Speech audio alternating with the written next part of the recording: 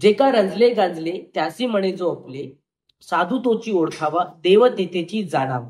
संत तुकाराम महाराजांची उवी आहे ही. आणि या उवीचा अर्थ काय होतो तर ते नेते किंवा ते साधू असतात जे रंजल्या गांजल्यांची मदत करतात. रंजले गांजले म्हणजे गोरगरिबांची. बरोबर आहे. आता महत्वाचा मुद्दा असा येतो की खरंच या युगामध्ये असले साधू किंवा असे संत किंवा असले आपण त्या रूपाने त्यांना नेता किंवा प्रशासकीय अधिकारी म्हणू आहेत का जे असल्या रंजल्या गांजल्यांची मदत करतात.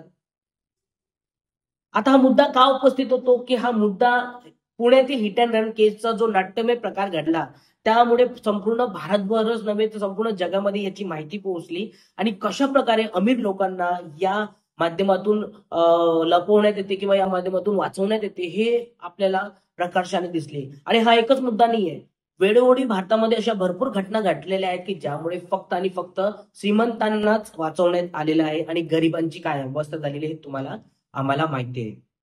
नमस्कार मित्रांनो, मी संदीप वानकडे. आज या व्हिडिओच्या माध्यमातून आपण याच गोष्टीविषयी चर्चा करणार आहोत की सामान्यांच्या जीवाचं मोल काय आहे आणि आपली काय भूमिका आहे यामध्ये. त्याच प्रकारे पुण्यातील जी हिट अँड रन केस आहे त्याचा सामाजिक जीवनावरती काय होणारा परिणाम आहे. अपेक्षा करतो की हा व्हिडिओ तुम्ही शेवटपर्यंत बघाल आणि व्हिडिओ संपल्यानंतर तुमची प्रतिक्रिया सुद्धा कमेंट बॉक्समध्ये जरूर कळवा. मित्रांनो, पुण्याची हिट अँड रन केस झालेली आहे. तो संपूर्ण प्रकार तुम्हाला माहिती आहे आणि त्यावरती आपण व्हिडिओ सुद्धा बनवलेला आहे. तो व्हिडिओ आपण येथे दिलेला आहे, तुम्ही तो व्हिडिओ बघू शकता. सर्वात महत्वाचा मुद्दा आहे की त्या मुलाने दारू पिली होती, तो बालिक की नाबालिक यामध्ये सुद्धा चर्चा रंगली होती आणि दारू पिली होती बालिक की नाबालिक यामध्ये चर्चा रंगली असताना त्या मुलाने 2 निष्पाप जीवांचा बळी घेतला याकडे कोणाचं लक्ष नव्हतं. फक्त लक्ष होतं तर त्याला तो वाचेल कसा, सुरुवातीला लक्ष एवढंच होतं की तो वाचेल कसा, परिवार सेफ कसा होईल याकडेच भरपूर प्रशासकीय अधिकारी आणि नेते मंडळी व्यस्त होते.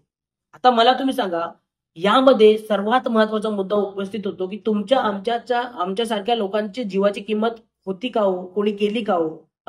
यामध्ये त्या मुलाने 2 निष्पाप जीवांचा बळी घेतला. तो पोलीस स्टेशन मध्ये जातो काय आणि त्याला 12 तासाच्या आतमध्ये बेल सुद्धा मिळते. कुठल्या अटीवरती मिळते? फक्त 300 शब्दाचा त्याने निबंध लिहावा म्हणून मिळते. फक्त 300 शब्दाचा निबंध. 2 निष्पाप जीव 300 शब्दांवरती पुरेसे आहेत का हो? हा प्रश्न कधी तुमच्या डोक्यामध्ये निर्माण झालेला नाही आहे का? झाला पण असेल, पण आपलं काय आहे ना, आपण मध्यमवर्गीय लोक आहोत. आपण नेहमी विचार करतो जाऊ द्या ना, आपल्याला काय करायचंय. अरे जंगलामध्ये आग लागलेली असेल ना तर ती आग आपल्या घरापर्यंत कधी पोहोचेल ना सांगता येत नाही. आणि ती आग त्या घराला सुद्धा जाळते जो घर विचार करतो की जाऊ दे ना, आपल्याला काय करायचंय. त्या लोकांना सुद्धा ही आग जाळते. तर सर्वात महत्वाचा मुद्दा आहे की त्या मुलाला बेल मिळते आणि बेल मिळते ते मिळते तिथं पोलीस स्टेशनमध्ये त्याला बर्गर पिझ्झा खायला मिळतो. काही नंतर जी नाट्यमय प्रकार घडतं की त्या मुलाचं जो ब्लड सॅम्पल आहे ते कचऱ्यामध्ये फेकून कुठला तरी अधिकारी त्या मुलाचे ब्लड सॅम्पल चेंज करतो आणि ब्लड रिपोर्ट सुद्धा चेंज करतो. हा डीएनए मधून सिद्ध झालेला रिपोर्ट आहे. म्हणजे वैद्यकीय अधिकारी सुद्धा याच्यामध्ये इन्व्हॉल्व्ह आहेत. कशासाठी हो? पैशासाठी. पैशासाठी तुम्ही सामान्यांच्या जीवाची कदर करणार नाही. त्याच्यानंतर जो स्थानिक विधानसभा सदस्य होते ते तिथे जाऊन सकाळी सकाळी जाऊन या प्रकरणाची शहानिशा करतात. कुठला अधिकारी आहे तुमच्या गावामध्ये ऍक्सिडेंट झालेला मला तुम्ही सांगा. कुठला अधिकारी, कुठला आमदार खासदार तुम्हाला बघायला आला? कुठल्या आमदार खासदारांनी तुमच्या ऍक्सिडेंटमध्ये रस घेतला? नाही घेतला. का घेणार तो? त्याला थोडी तुमच्याकडून काही फायदा होतोय. अरे तुम्हाला खरं सांगतो ना, ज्यांच्या तुम्ही सतरंजा उचलताय ना हे सुद्धा त्यांनाच मदत करतात ज्यांच्याकडून त्यांना फायदा होतो. म्हणजे कार्यकर्त्याचा मदत का करेल? कारण की त्याला माहितीये की या कार्यकर्त्यांमुळे माझी वोट बँक बनते आणि म्हणून मला याचा पाठीशी उभं राहावं लागेल. आणि ते लोक ज्यांच्याकडे अमाप पैसा असतो आणि त्याला माहितीये इलेक्शन मध्ये आम्हाला पैसा पुरवेल, जसा बिल्डर सारखा व्यक्ती आम्हाला इलेक्शन मध्ये पैसा पुरवेल आणि म्हणून तो त्याची मदत करतो. मग आपलं काय? आपण कोण? आपण वोटिंग करतो, आपण टॅक्स भरतो, आपण टॅक्सचा पैसा आपण गव्हर्नमेंटला देतो. मग आपल्या सामान्यांच्या जीवाची कदर काय? आताच धनगेकर आणि सुषमा अंधारे यांनी जी माहिती दिली होती त्या माहितीच्या आधारे कितीतरी पबने पोलीस प्रशासनाला हप्ता दिला होता. पब चालवण्यासाठी. म्हणजे आणि हा मुद्दा सर्वात महत्वाचा आहे आणि हा मुद्दा अधोरेखित होतो सुद्धा. या लोकांनी ना पब वाल्यांनी पैसा दिला होता म्हणून ते 2-2 वाजेपर्यंत पब चालत होते आणि पोलीस प्रशासन अधिकारी त्यांच्यावरती लक्ष पण सुद्धा देत नव्हते.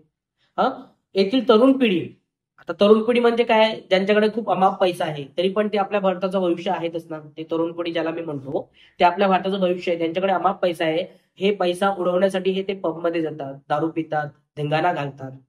आई वडिलांचा पैसा असतो तो त्यांचा, आपला नसतो. परंतु त्यांच्या धिंगाणा घालण्यामुळे आता हा जो प्रकार घडलेला आहे हा सामान्य लोकांना उपद्रव ठरणारा आहे ना, नाही का? हं? कोण याच्यामध्ये बळी पडतोय? बळी पडणारा ते दोघ जण जीवानीशी जाणारे ते कोण होते? कोण आहे ते लोक? हे आपण, तुम्ही, आम्हीच आहेत ना. आता सर्वात महत्वाचा मुद्दा इथे उपस्थित होतो की हा प्रकार घडतो कसा, तर त्याचं कारण फक्त तुम्ही आणि आम्हीच आहे. त्याला जबाबदार सुद्धा तुम्ही आणि आम्हीच आहोत. काय तुम्हाला सांगतो, साधा एक्झाम्पल आहे. मी गाडी चालत असताना माझ्याकडे लायसन नव्हतं, ट्रॅफिक हवालदार भेटला आणि त्यांनी बोलला की मला लायसन दे. आता मला माहिती नाही की माझं लायसन माझ्या डिजी लॉकर मध्ये सुद्धा आहे, मी त्याला दाखवू शकतो. माहिती नव्हतं, अज्ञान होतं माझ्याकडे. हा, मग मी त्याला काय बोललो की साहेब माझ्याकडे लायसन नाही आहे. मग बोलला एकदम स्ट्रिक्ट, लायसन नाही, स्ट्रिक्ट झाला. आणि मला अधिकारी बोलला की त्याला एवढे एवढे पैसे भरा. मग मला वाटलं अरे बापरे, 5,000, हेल्मेट नाही, लायसन नाही, मला 5,000 भरावे लागतील. घाबरून गेलं त्यांनी मला. 5,000 रुपये भरावे लागतील. मग माझ्यासारखा व्यक्ती काय करतो, साईडमध्ये घेऊन जातो, साहेब एक काम करा, थोडंसं ऍडजस्टमेंट करा ना, माझ्याकडे एवढे पैसे नाही आहेत, तुम्ही एक काम करा ना, 200-400 रुपये बघा घेऊन. त्याला तेच पाहिजे आणि ते करत सुद्धा आहे. मग आपण त्याला स्वतःहून 200 रुपये दिले, त्याने खिशात दिले, त्याला लागली लालच. आणि त्या लालचमुळे तो भ्रष्ट झाला, तो आपल्यामुळे भ्रष्ट झाला. का? आपण त्याला बोलायचं चल घे 5,000 तर 5,000च घे, तू तुझं काम कर, मी माझं काम करतो. नेक्स्ट टाइम आपण आपलं लायसन वेवड्यावरती घेऊन जायचं. त्याच्यामुळे भ्रष्ट झाला. तुम्हाला एखादा डॉक्युमेंट काढायचं असेल, तुम्ही काय कराल, एखाद्या तहसीलमध्ये किंवा एखाद्या कार्यालयामध्ये जाऊन तुम्हाला तो डॉक्युमेंट काढायचं, तुम्हाला अर्जंट आहे, तुम्ही काय कराल, 2 पैसे घे आणि लवकर आणून दे, असं तुम्ही कराल, बरोबर आहे. यामुळे हे भ्रष्ट अधिकाऱ्यांच्या तोंडाला लागलेलं रक्त आहे सामान्य लोकांच्या, आणि यामुळे हे रक्त पिऊन पिऊन भ्रष्टाचारी झालेले आहेत. आणि हे लोक, असे भ्रष्टाचारी अधिकारी जर असतील पोलीस प्रशासनामध्ये, पोलीस प्रशासनच नाही तर कुठल्याही प्रशासकीय क्षेत्रामध्ये जर असे अधिकारी असतील तर 100% ते पिळून घेतील सामान्य लोकांना, सामान्य लोकांचं रक्त काढून घेतील हे आपल्या या भ्रष्ट कामामुळे, बरोबर आहे. तर आता महत्वाचा मुद्दा हाच आहे की हे भ्रष्ट अधिकारी या प्रशासनामध्ये अजून सुद्धा अविरत आहेत. अरे ज्यांच्यावरती आरोप झाले ते सुद्धा अजून सुद्धा कामाला आहेत. का त्यांना कामावरती रुजू करायचे, त्यांच्यावरती आरोप झालेले आहेत ना. तो डॉक्टर ससून रुग्णालयातला, त्यांनी ब्लड सॅम्पल चेंज केले, त्याच्या अगोदर पण त्याच्यावरती कितीतरी आरोप होते कुठल्या कुठल्या गोष्टींविषयी, तरी त्याची शिफारस एक आमदार करतो. त्याची शिफारस एक आमदार करतो आणि आमदार त्याला त्या रुग्णालयामध्ये रुजू करण्यासाठी सांगतो. म्हणजे काय सांगतो ना तुम्हाला, हे लक्ष द्या, हे एकी थाली के चट्टेपट्टे असतात, है ना. आपल्याच सारखे लोक आपल्याच सोबत असावे, जेणेकरून त्याचा फायदा आपल्याला होईल, असं आपली जे म्हणतो ना सायकोलॉजी असते काही लोकांची, बरोबर आहे. म्हणजे कसं, हा भ्रष्ट आहे आणि याला जर आपण आपल्या जवळ घेतलं तर काय होईल ना, आपल्याला पण त्याचा फायदा आणि त्याचा पण आपला फायदा. म्हणजे हे चट्टेपट्टे, एकाच थालीचे चट्टेपट्टे एकाच ठिकाणी जमा झालेले, आणि या चट्टापट्ट्यांनाच तुम्हाला एक्सपोज करायचं आहे. कोण करणार, तुम्ही आम्हीच करणार. तुमच्याकडे भरपूर अधिकार आहे, नागरिक म्हणून माझ्याकडे तुमच्याकडे भरपूर अधिकार आहे, आणि त्याचा फायदा तुम्ही घ्यायचा. हे लोक जे घाण करतात ना, या घाण करणाऱ्या लोकांना इथून बाहेर काढायचं आहे. तेव्हाच कुठेतरी आपलं सामान्य जीवन सुरळीत होईल आणि तुमच्या आमच्यासारखा व्यक्ती व्यवस्थितपणे जगू शकेल. भ्रष्ट अधिकारी, भ्रष्ट नेता आणि भ्रष्ट व्यक्ती हा समाजाला कुठलीच दिशा दाखवू शकत नाही. आणि म्हणून अशा लोकांना जे ते भेटेल ना, ते त्यांची कंप्लेंट करा. तुम्हाला वाटत असेल की अरे माझ्याच एकट्याने कंप्लेंट करून काय होणार नाही, त्याला कोणी पकडणार नाही, पण त्याच्यावरती तो आरोप लागेल, आणि असे कितीतरी आरोप जर लागले तर लोकांना कळेल की हा खरंच भ्रष्ट आहे, आणि आपण चौकस राहूयात. भ्रष्टाचार करणाऱ्या व्यक्तीला सोडायचंच नाही, बिलकुलच नाही सोडायचं. जिथं भेटेल तिथं त्याची कंप्लेंट करायची.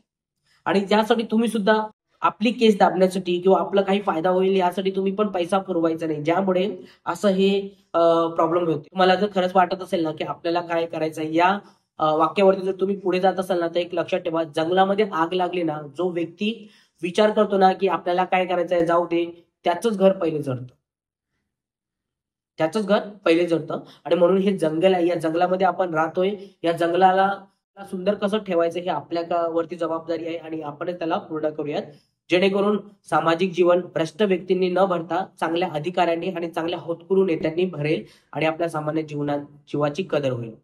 मित्रांनो, व्हिडिओ जर तुम्हाला आवडला असेल आणि तुम्हाला या व्हिडिओवरती प्रतिक्रिया द्यायची असेल तर तुम्ही कमेंट बॉक्समध्ये जरूर कळवा. आणि चॅनलला सबस्क्राईब मात्र करा, कारण की भरपूर लोक व्हिडिओ बघत आहेत पण सबस्क्रिप्शन एवढं येत नाहीये. तर सर्वांनी सबस्क्राईब करा. असेच माहितीपूर्ण आणि सामाजिक जीवनासाठी उपयुक्त व्हिडिओ मी या चॅनलवरती घेऊन आलेलो आहे आणि येत आहे फक्त तुमच्यासाठी. धन्यवाद.